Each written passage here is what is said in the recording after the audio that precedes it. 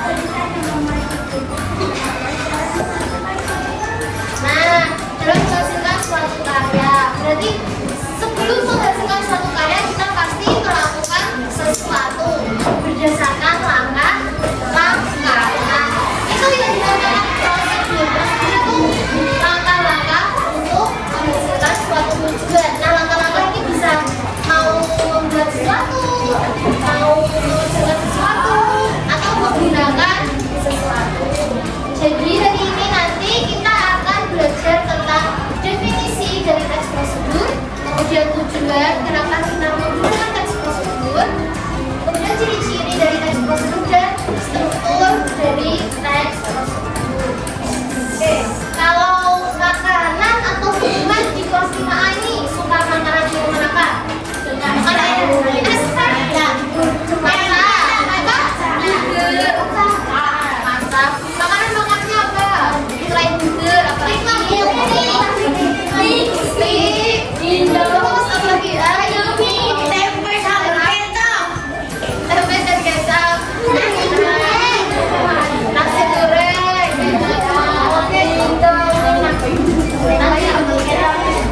Kenapa sih seseorang teks prosedur tadi kenapa? Tadi udah disebutin nama-nama makanan. Nah, melalui teks prosedur ini nanti kita bisa membuat makanan itu. Jadi kita bisa makan makanannya dan minumannya melalui teks prosedur. Oke, ini definisinya. Boleh dibaca absensi 11 karena ini berapa? Ayo cepat.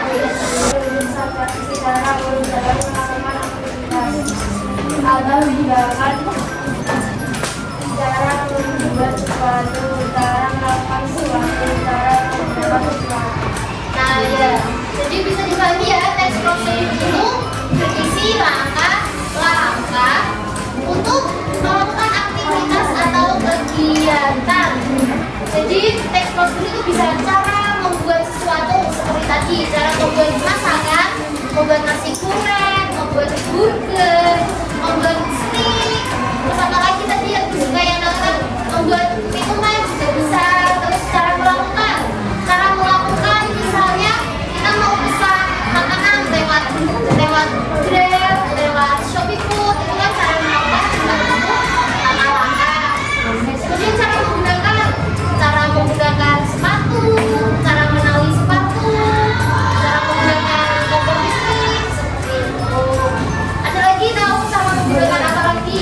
Yang contoh teks prosedur cara menggunakan barang apa? Ya bisa cara menggunakan HP. Mau juga mau pakai kayak Shopee atau GoFood gitu bisa cara menggunakan HP atau kamera, mau pakai kameranya ya bisa dipahami sampai sini apa itu teks prosedur ya. Kemudian dari tujuannya, berarti tujuan teks prosedur adalah memberikan panduan yang rinci tentang cara melakukan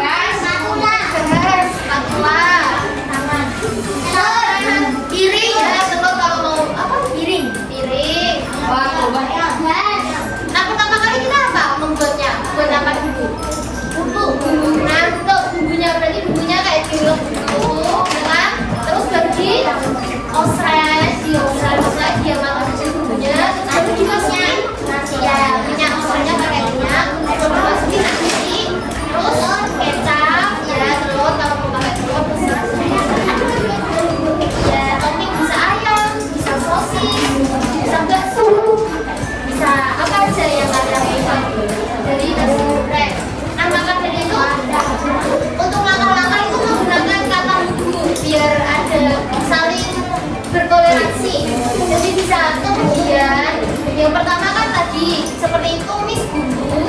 Terus yang kedua itu bisa kemudian masukkan nasi itu, lalu masukkan kecap, kemudian aduk hingga merata.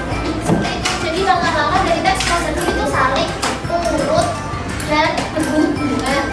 Kemudian yang kedua itu menggunakan kalimat perintah seperti masukkan, ada kalimat an itu perintah, masukkan, lakukan, gerakan.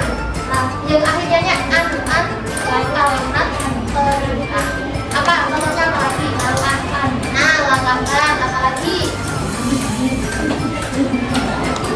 Lakukan. Apa lagi? Yang kalimat perintah. Hidangkan. Nah, itu hidangkan. Pokoknya yang terakhirnya an itu ya, atau lah itu enggak. Lakukanlah itu juga perintah. Masukkanlah itu juga masuk ke kalimat perintah. Jadi karena tadi teks prosedur itu berisi langkah-langkah, itu kita diperintah untuk melakukan langkah-langkah tersebut kan. Nah, maka dari itu teks prosedur itu menggunakan kata perintah. Kemudian juga menggunakan kata kerja yang aktif, enggak yang pasif ya. Kita tahu kan bedanya kata kerja aktif sama pasif? Tahu. Kalau aktif gimana? Siapa tadi? Kalau aktif itu biasanya diawali dengan kata me. Kalau pasif itu biasanya diawali dengan kata di. Kayak gini, aktif contohnya. Raya memainkan bola, memainkan itu berarti aktif. Kalau jadi pasif berarti bola dimainkan Raya. Jadi itu jadi pasif. Kalau aktif berawalan me, kalau pasif berawalan di. Tahu kan? Coba buat contohnya. Ada yang mau buat contoh? Coba buat contoh kalimat aktif. Raya coba. Kalimat aktif mainkan. Diawali imbuhan gimana? Nah, gimana? Terserah.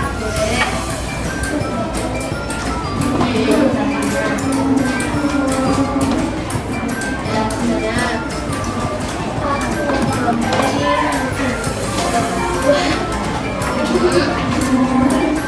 Juga apa? Pizza. Oke, benar. Tadi Raya bilang aku membeli sebuah pizza. Kan kata kerja aktifnya membeli. Kalau diubah jadi pasif, ada yang bisa? Kalau diubah jadi pasif, beli. Berarti kalau diubah jadi pasif, yang tadi kalau pasif pizza dibeli Raya. Nah, betul. Tadi kan bilangnya ya. Tadi pakainya aku. Berarti pizza oleh aku gitu, subjeknya tetap. Itu ya kalau aktif awalan imbuhannya itu me, kalau pasif awalan imbuhannya di. Paham? Untuk kalimat aktif dan pasif ada yang mau ditanyakan? Paham? Oke, jadi untuk yang teks prosedur ini menggunakannya yang aktif terus. Jadi mau ngadu, memotong, melempar, kayak menaunkan, mengosek, menguplas, mengupas, betul, mengupas. Nah, apa lagi? Memainkan, memainkan, memakan, memegang, apa lagi? Menendang, ya, menendang, menghancurkan. Pokoknya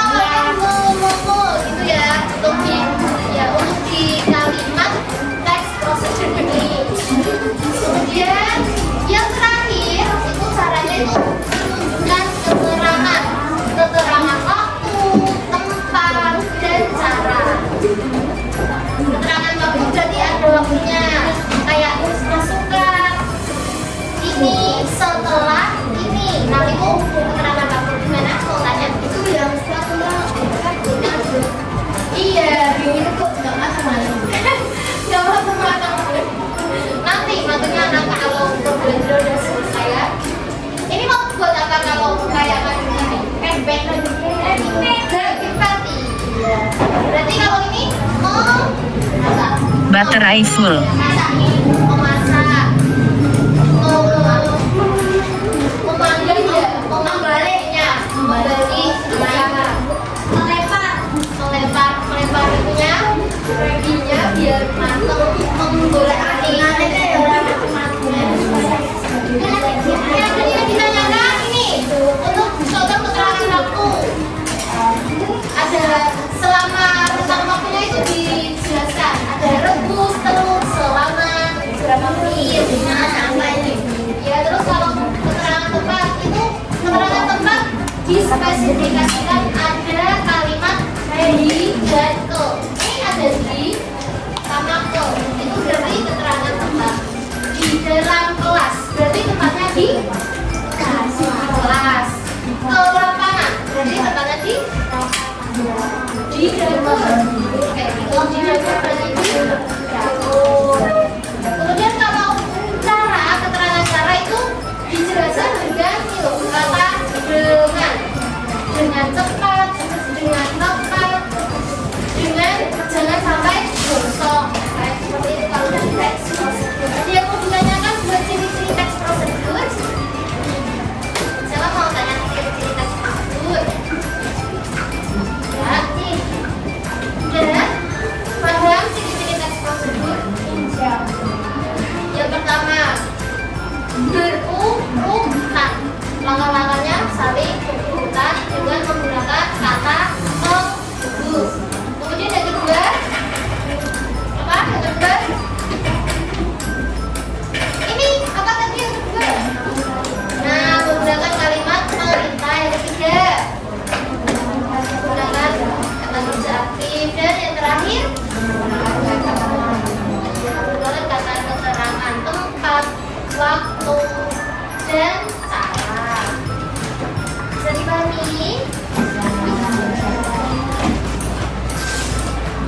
Oke, untuk strukturnya, kalau sebuah teks itu pasti kan punya struktur ya. Kata apa ya? Kalau struktur, sebuah teks pasti kan punya struktur. Ada teks eksplanasi, teks prosedur, teks deskripsi. Nah, kalau ini kita membahasnya tentang teks prosedur. Nih, yang pertama itu ada judul. Nih, contohnya judul. Judul itu yang cuma ini atas doang. Cara membuat apa gitu. Nah, itu judul yang pertama. Kemudian yang kedua ada struktur tujuan. Jadi dijelasin dulu. Kamu mau buat apa? Ini kan mau buat nasi goreng. Jadi dijelasin nasi goreng adalah ini. Tujuannya kalian kenapa mau membuat nasi goreng? Karena ini. Terus dijelaskan material atau alat dan bahan. Bahannya apa saja untuk membuat nasi goreng. Terus bahannya apa saja agar nasi goreng itu dapat terbuat. Jadi kemudian struktur selanjutnya itu langkah-langkahnya bagaimana saja dan penutup itu bisa seperti itu. Jadi nasi goreng ini bisa untuk berapa orang seperti itu, bisa jadi penutup. Terus bisa disajikan dengan biar tambah menarik ditambahkan tomat atau timun atau selada. Gak suka tomat? Nasi goreng tomat gak suka? Enak loh.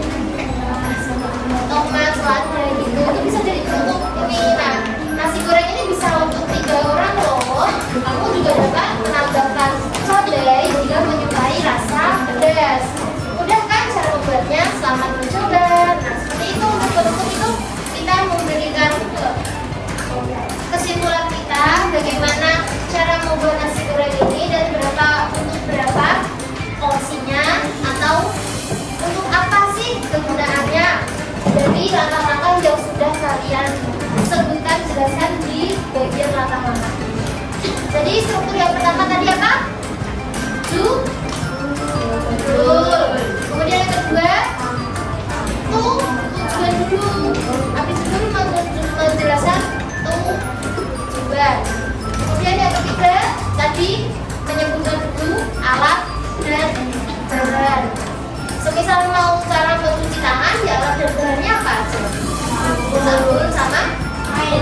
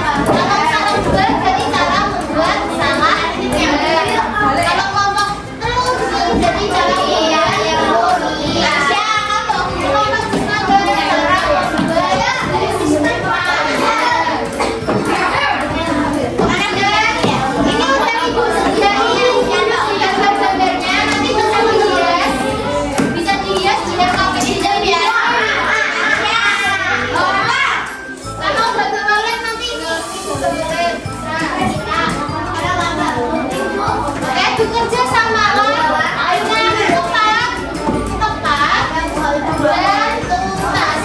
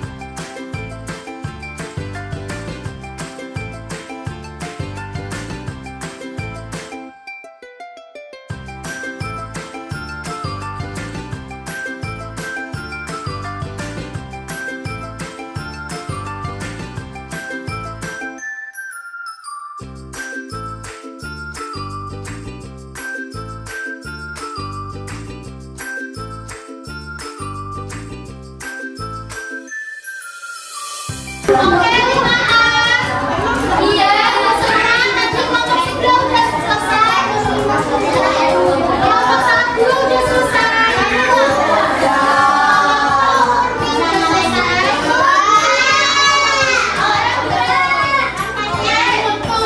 Iya, kita mulai konsentrasi ke pelajaran. Coba lihat dulu Kak Ibu. Lihat dulu Kak Ibu semua, lihat dulu Kak Ibu. Iya, ikutan dulu. Kata kuncinya ikuti instruksi ibu. Oke? Kata kuncinya ikuti instruksi